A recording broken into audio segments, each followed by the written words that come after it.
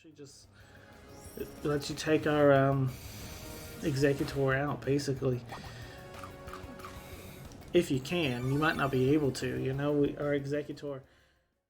How's it going, guys? This is Wi-Fi Memory here today. Today, we are bringing you our Sun Typhlosion team. We're going up against a Alakazam, Glaceon, Gliscor, Magnezone, Rotom, and Mamoswine. Very interesting team.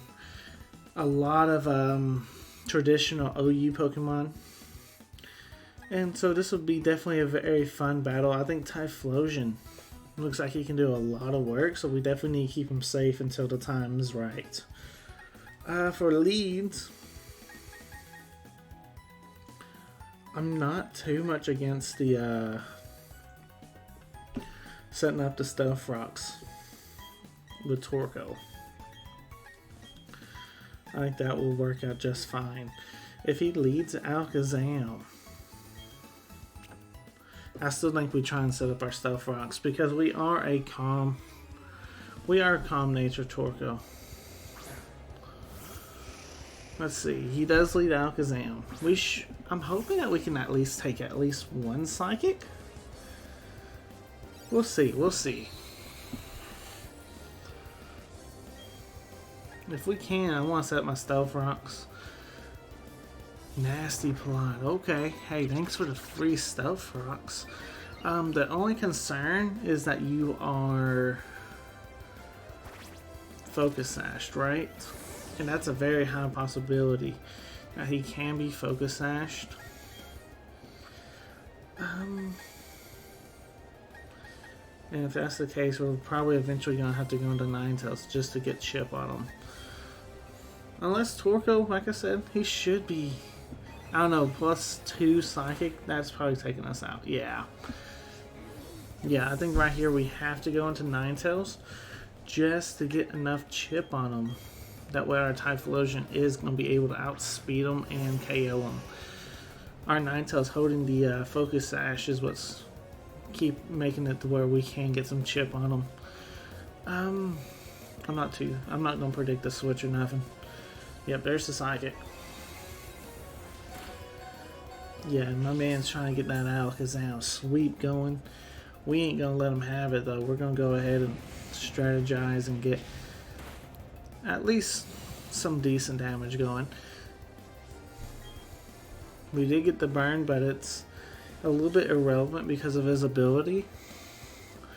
He just ain't going to be getting no damage unless it's just direct damage. Shadow Ball does come out. Good play, because I mean I could have went to Exeggutor to take the attack if I wanted to preserve my Ninetales, but I'm all happy with this play.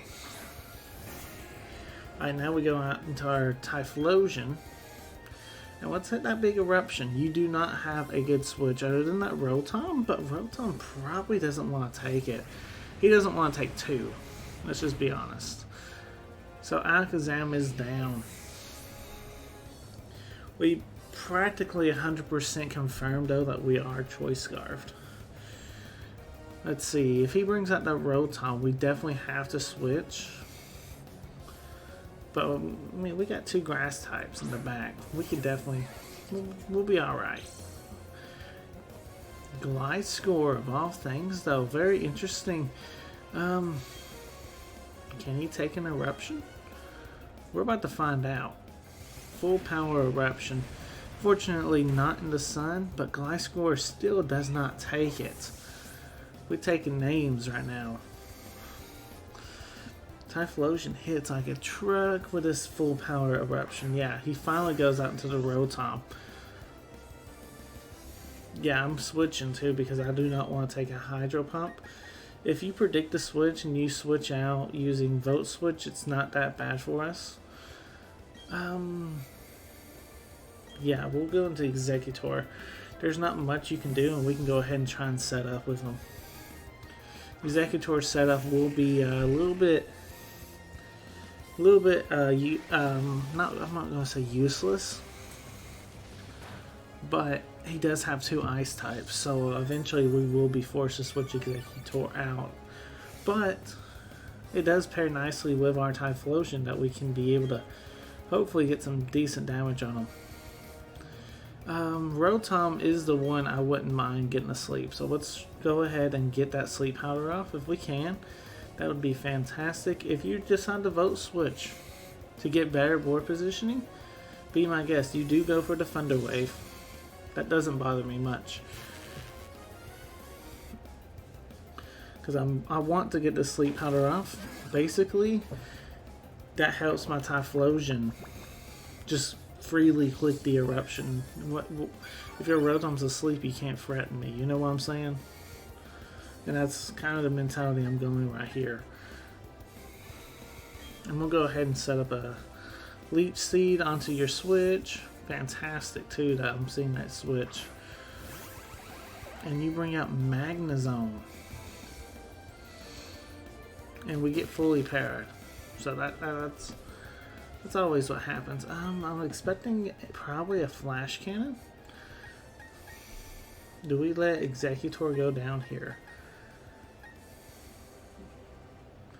Because we do have the Typhlosion, but I need his HP to stay as high as possible. So I think this is one of those weird situations where we actually just let you take our Exeggutor out, basically.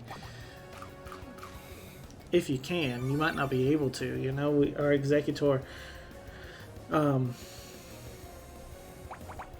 does have the harvest ability, so we have a high chance of actually getting our berry back here. We do land the Leech Seed too, so we're getting our HP back.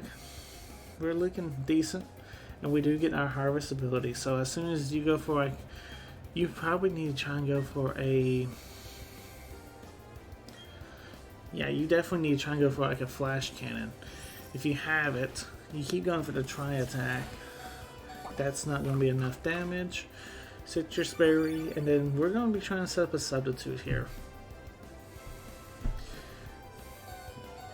We do get it, so that's awesome actually.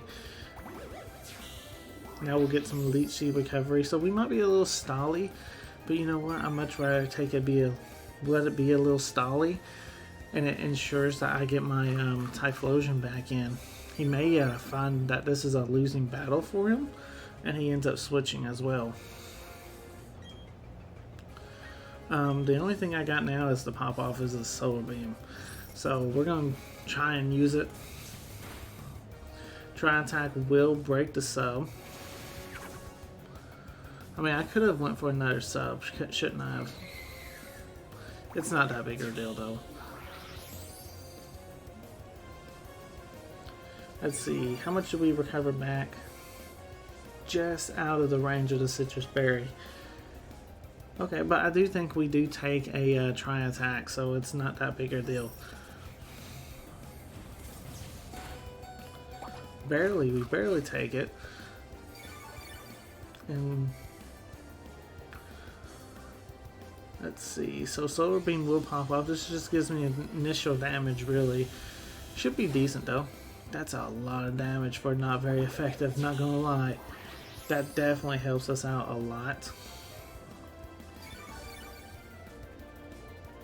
And if I can get my harvest, which we did, watch how much HP we get back.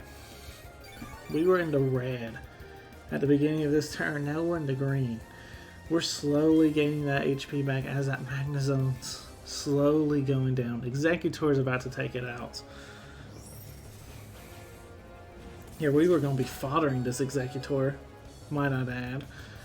And he practically took out the Magnezone for us. He did take out the Magnezone. Like, that is not a matchup that you don't expect every day. So that's awesome to see something that we were going to be sacking. He stays in here and he actually takes out the Pokemon.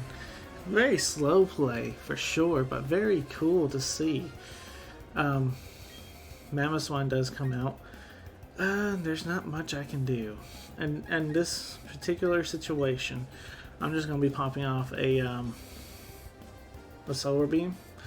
Unfortunately, hey, I mean, we did get paralyzed, or we did get our Solar Beam popped off after dodging. Did we survive an Ice Shard?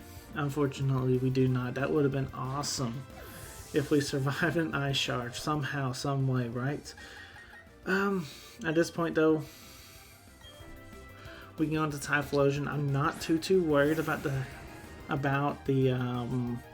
Focus Sash because we did break it with our Stealth Rocks. If he goes for Ice Shard, he goes for Ice Shard. It shouldn't be doing that much damage. Let's go for that big Eruption. If you're going into Rotom to take it, it's asleep. So, how much are we doing first off? We might be doing relatively... It should be a lot. It looks like it could be a 2-hit KO. And if I remember correctly, you never used a sleep turn yet on that Rotom, so this is a free Eruption. Because your Rotom has to be asleep this turn. If I'm remembering correctly. Rotom is fast asleep. Fantastic there. So yeah, that was just a free Eruption. I'm fine going for I'm fine finishing this game off with these Eruptions. You have, I believe, a Glaceon and a Mamoswine left. Good luck. You lost your Rotom to a Typhlosion. You know what I'm saying? Let's see, that Glaceon, it won't like my Stealth Rocks. Plus, we're going to be most likely outspeeding it, and we're going to be able to hit this big Eruption. Glaceon is out. Your last one's Mamoswine. Now the thing is, Mamoswine, if it has the Fit Fact ability, I wonder if it can actually survive a Eruption and revenge KO me with an Earthquake. And I don't know what his ability is either. So he didn't go for the Ice Shard. Let's see. He's down. He's out. Good game to our opponent. You played very well. Looking at the time, I think we have enough time at least for one more battle. So let's see if this person wants to do like a rematch. Yeah, let's play with the same rules. Okay. So they didn't want to do another battle. Alright guys, I'll see you guys for game number 2. Alright, so our next opponent rocking out with a pretty cool team. Salmon's Wormadale? What? Slaking? Sceptile, Frostlass, and a Blaziken to round it all off? This is gonna be fun. This looks like a very fun team. I'm kind of curious to see what I'm gonna be doing against that Slaking. I'm kind of worried about it actually, because when he gets that attack off, it's gonna hurt. Let's see. We do have Torkoal and we do have Will-O-Wisp. I think, I'm not gonna lie, I think Torkoal's hands down the best lead for this team. And from there we can just rock off and see what happens. Let's see what happens. Alright. You start off with that big old Salamence. Alright. I'm gonna start with my Torkoal. I'm gonna set up my Stealth Rocks. Show me that you can stop me. If you can't stop me, I get Stealth Rocks up basically for free. Really not too worried what this Salamence can do to me. Like the worst case is Earthquake. Dragon Dance? Be my guest, you know what I'm saying? Like I'll find a way to stop your Salamence. Because it's super early in the game. Like turn 1, you go ahead and set up. There's usually a way you can get around something that does something like that, you know? Since he Dragon Dance, I'm gonna go ahead and try and hit a Will-O-Wisp. Let's see if Torkoal survives an Earthquake. Torkoal's bulky. Let's see, do we get it? We do get the Will-O-Wisp, so all of a sudden the Salamence really isn't that threatening. Now we do need to check it. We do need to try and take it out because it can still hit relatively hard. Because, I mean, imagine just a neutral Salamence. Still hits relatively hard. And this is like one stage below neutral. So he can definitely... He can easily set up another Dragon Dance and be at neutral again. I do think Porygon, though, is probably a somewhat safe switch in right here. We should be able to take an Earthquake, Outrage, Dragon Claw, anything you throw at us relatively well since you are burnt. I said relatively well. It looks like a free hit KO, so we are definitely in the driver's seat for threatening right now, as we do have the Ice Beam. Is that the play that we want? Is he gonna stay in is the question, right? And I really don't know, like, if he's gonna try and stay in or just let me have his Salamence. It's a tough call, because he could... I think the neutral play might be to go for Tri-Attack, predicting a switch, right? He is switching, so I'm glad I went for Tri-Attack. Into Frostlass. Good play, because that's being a ghost type, you'll definitely be immune to my... So good play, good play. Let's see, we definitely don't have many things that want to take an Ice Beam. Well, I'll say that. We got Ninetales, we got Torkoal, and Typhlosion. I think Ninetales is alright right here. Because we do need to preserve our Porygon if we can. Because Porygon is a very hard hitter, and if we can get a good attack off, it'd be nice. It'd be very good for us, obviously. Frostlass, super speedy Pokemon, can hit relatively hard as well, but super frail. It's a very good glass cannon Pokemon. And I do have some videos on Frostlass on this channel, so if you guys are interested in maybe checking them out, I'd be happy for you guys to. You know, that'd be fantastic. So check them out. I also got some Salamence videos too, so check those out too. Doing some what's it called? Self-promotion, I guess. Self-promoting myself, I guess. I don't know. But check them all out. Flamethrower actually did relatively good damage. I'm okay with this. Let's just roar. What are you going to do to us? Earthquake? We do have a Focus Sash, so we should take it relatively... We would take it. It didn't even come close to our Focus Sash, and we're able to roar you out. Basically, Wormadam. Okay.